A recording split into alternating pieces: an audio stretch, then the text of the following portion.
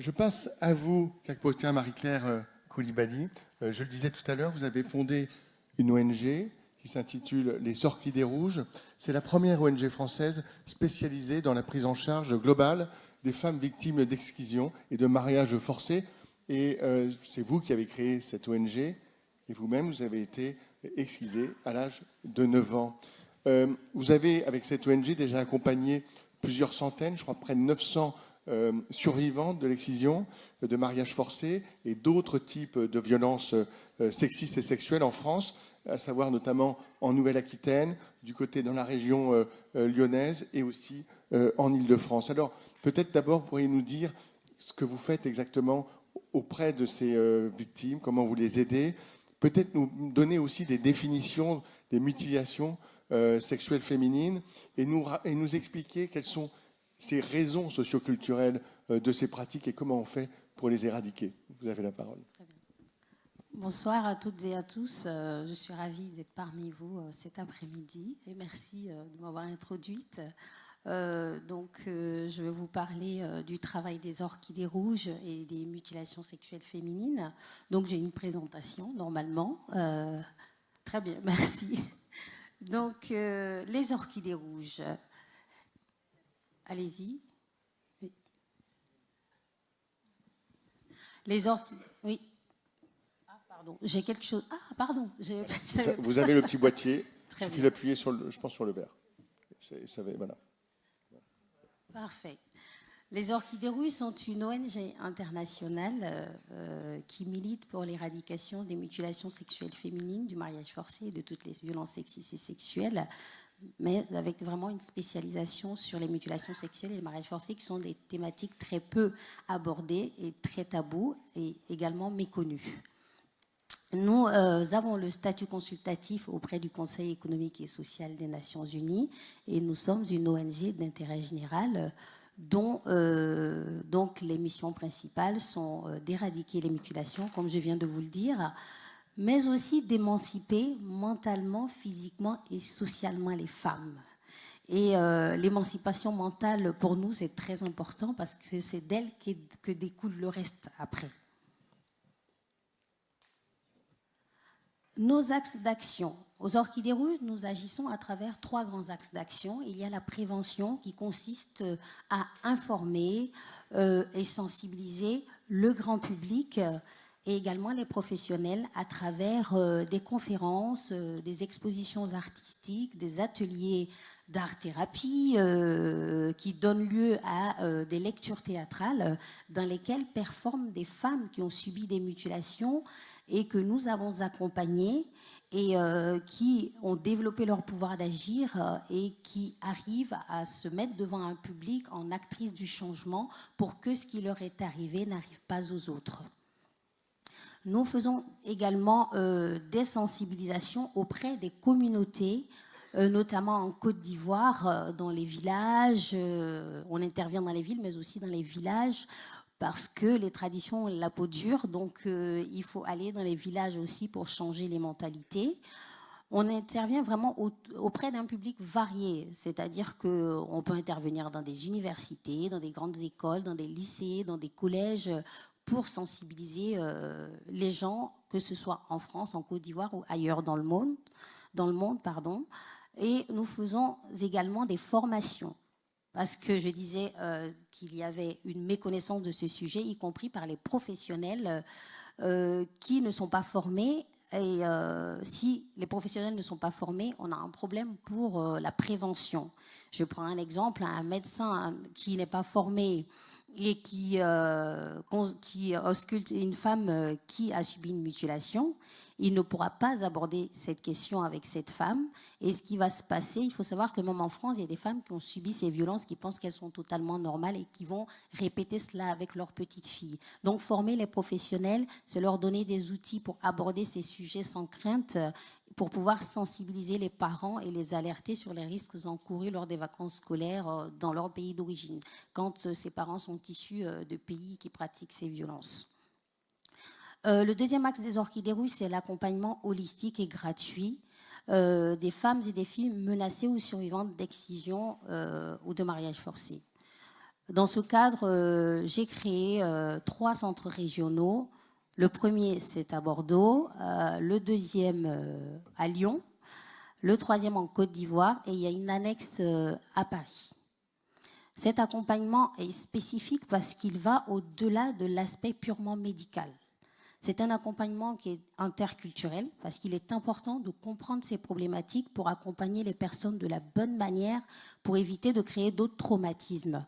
D'où la nécessité vraiment d'aller au-delà de l'aspect purement médical, mais de comprendre la tradition et surtout d'accompagner les personnes en tenant compte de tous les aspects de leur vie parce que vous verrez, les mutilations sexuelles féminines ont des conséquences à tous les niveaux de la vie des personnes. C'est pour cela qu'aux Orchidées Rouges, l'accompagnement permet aux femmes de se reconstruire psychologiquement, de se réapproprier leur corps et leur sexualité et développer leur pouvoir d'agir en renforçant l'estime de soi, la confiance en soi et en s'insérant au niveau socio-professionnel. C'est pour cela que je dis souvent, au-delà de réparer des blessures, nous voulons la libération des femmes. Libération mentale pour construire une vie en adéquation avec ses aspirations les plus profondes. Ça demande d'aller déconstruire des choses qui ont été inculquées depuis la plus tendre enfance pour reconstruire des choses plus positives qui permettent à la femme de déployer son plein potentiel et devenir maîtresse de son destin. Libération physique pour disposer de son corps comme on l'entend. Ce corps qui a été torturé pendant l'enfance, ce corps à travers lequel on a déshumanisé ces femmes, eh bien, c'est venir leur dire qu'au départ, le corps n'est pas un objet de torture. C'est un objet de beauté, de bien-être, d'émancipation, de réalisation de soi et de prise de position dans la société. Et la libération financière pour devenir maîtresse de son destin et oser dire non, je ne veux pas qu'on excise mes filles. Et si monsieur n'est pas content, oui, on peut divorcer, ce n'est pas grave, j'ai mon argent, je peux louer un appartement ou en acheter même un. Et le troisième axe, c'est le plaidoyer. Dans le cadre du plaidoyer, on travaille beaucoup avec les Nations Unies, dont on a le statut consultatif, donc j'interviens dans différents pays. Je participe notamment à la CSW, aux Nations Unies à New York. Et l'année dernière, j'étais dans la délégation gouvernementale française avec Madame Schiappa à New York dans le cadre de cet événement important pour les droits des femmes. J'interviens parfois aussi à Genève. Et dans le cadre du plaidoyer aussi, les Orchidées Rouges font partie du comité de suivi du plan national pour l'éradication des mutilations sexuelles féminines en France. Et ce comité est porté par le ministère chargé de l'égalité. En Côte d'Ivoire, nous avons également une convention avec le ministère de la Femme, de la Famille et de l'Enfant et nous travaillons dans le cadre du plan national de lutte contre les violences faites aux femmes et aux enfants en Côte d'Ivoire. Je vous présente là l'une de nos équipes pluridisciplinaires, c'est celle de Bordeaux. Il faut savoir que nos équipes, il y a différents pôles, donc il y a 7 pôles. Je vous montre ça rapidement pour pouvoir vous parler des mutilations, parce qu'il y a le maître de l'horloge qui va me taper sur les doigts sinon. Ici, vous voyez quelques-unes de nos récompenses et certifications. Alors, maintenant, je peux vous dire pourquoi j'ai créé les Orchidées Rouges, vous avez entamé. Donc, c'est parce que moi-même, j'ai été excisée à l'âge de 9 ans. Je suis née et j'ai grandi dans le nord de la Côte d'Ivoire, où 70% des femmes sont excisées. Ma mère était contre l'excision. J'étais censée être protégée de ces violences. J'ai grandi avec ses parents.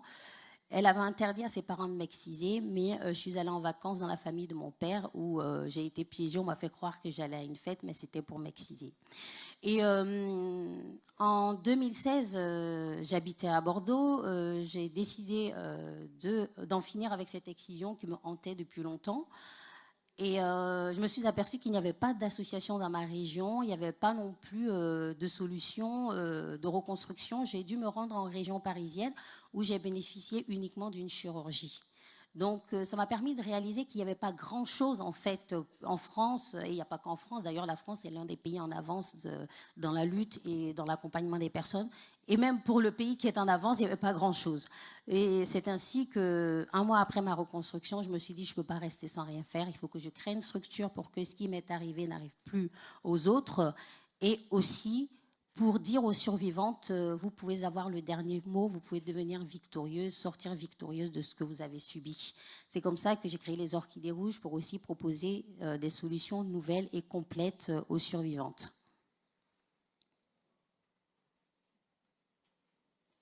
Bon, quelques récompenses personnelles.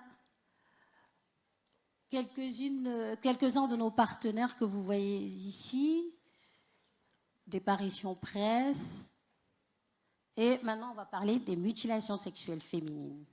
Pour vous parler des mutilations sexuelles féminines, bien entendu, il faut que je vous les définisse. Ce sont toutes les interventions qui vont créer une ablation partielle ou totale des organes sexuels de la femme ou toute autre lésion faite aux organes sexuels féminins. Comme vous pouvez le voir, il y a 4 types de mutilations sexuelles féminines. Vous avez le type 1, qui est l'ablation partielle ou totale du clitoris externe ou de son capuchon. Le type 2, qui est l'ablation partielle ou totale du clitoris externe avec les petites lèvres. Et il y a des cas où on peut avoir aussi l'ablation des grandes lèvres. Et l'infibulation, qui est pratiquée notamment dans l'Est de l'Afrique, dans les pays comme le Kenya ou l'Éthiopie, là, vous allez avoir une fermeture complète du sexe de la femme. On va laisser un tout petit orifice qui fait sortir les règles et les urines. Et dans ce type de mutilation, il faut savoir qu'il y a des personnes qui peuvent mettre une demi-heure pour uriner si l'orifice est trop petit parce que ça ne s'écoule pas normalement. Ou vous pouvez avoir des personnes qui vont avoir des douleurs atroces pendant les règles et ça peut avoir un impact même sur la vie professionnelle parce que ce sont des personnes parfois qui sont en arrêt maladie pendant une semaine ou 10 jours par exemple. Après, vous avez le type 4, ce sont des brûlures du sexe de la femme, il y a l'introduction de substances agressives dans le sexe par exemple. L'origine. Jusqu'à aujourd'hui, des chercheurs en sciences sociales en tout cas, l'origine la plus ancienne serait en Égypte. D'ailleurs, en Égypte, plus de 80% des femmes sont mutilées sexuellement. On a même retrouvé des traces d'excision sur des momies.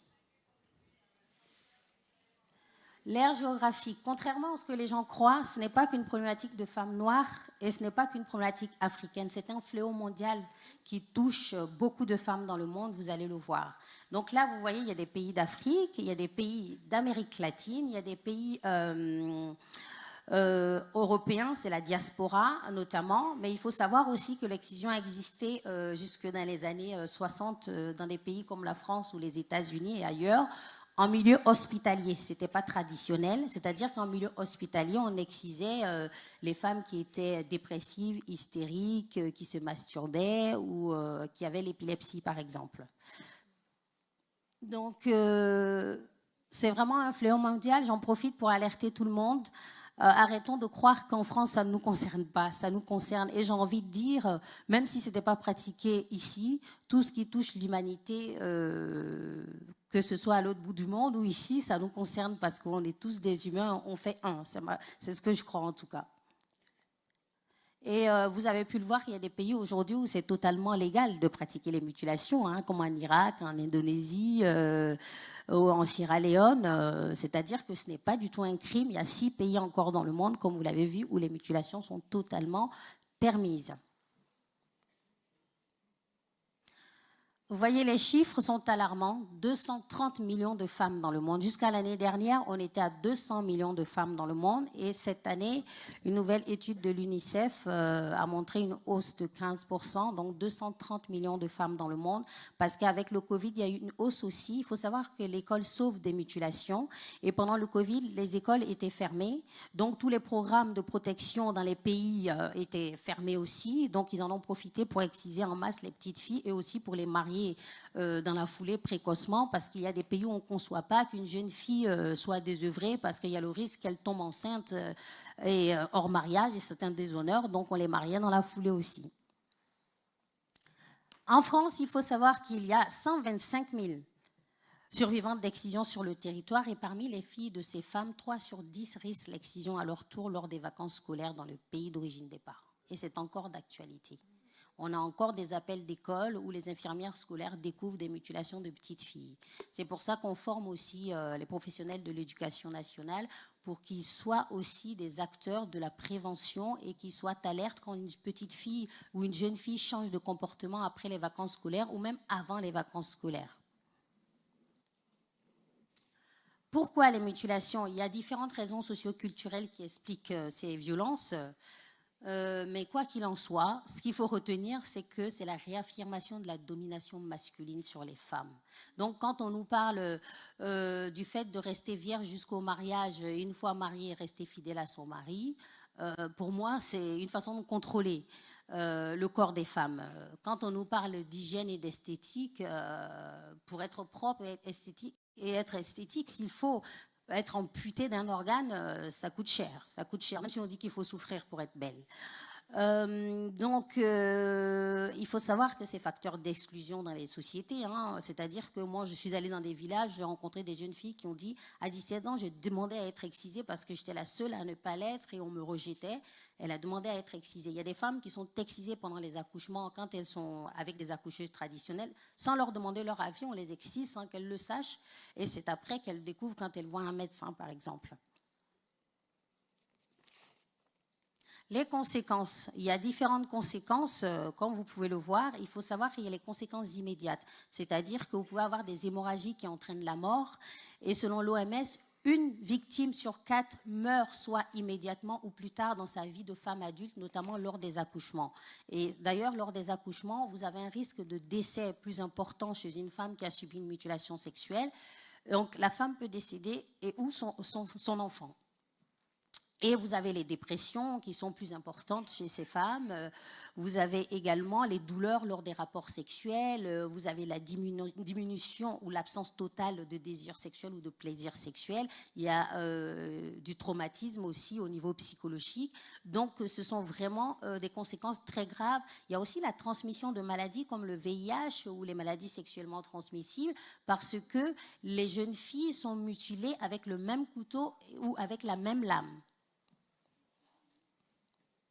Alors, les solutions que les Orchidées Rouges proposent, c'est informer et prévenir, c'est former les professionnels, c'est accompagner les personnes, c'est aussi mettre en place des programmes de reconversion des exciseuses. Vous allez vous demander, mais pourquoi? Mais parce que c'est un métier à part entière et ces femmes vivent grâce à ces pratiques. C'est pour cela qu'il faut avoir une approche globale quand on veut lutter contre ces violences.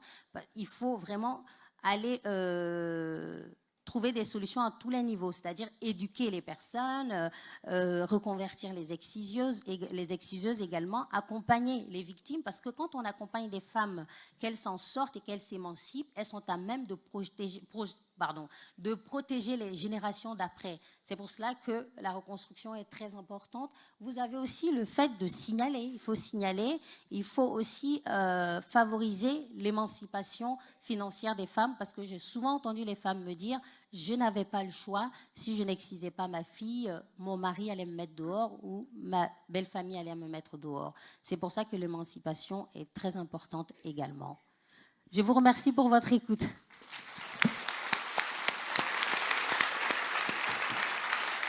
Merci, Kalpotia Marie-Claire Coulibaly. Merci beaucoup. On retient ce chiffre, plus de 230 millions de femmes victimes de mutilations sexuelles féminines dans le monde. C'est évidemment très important.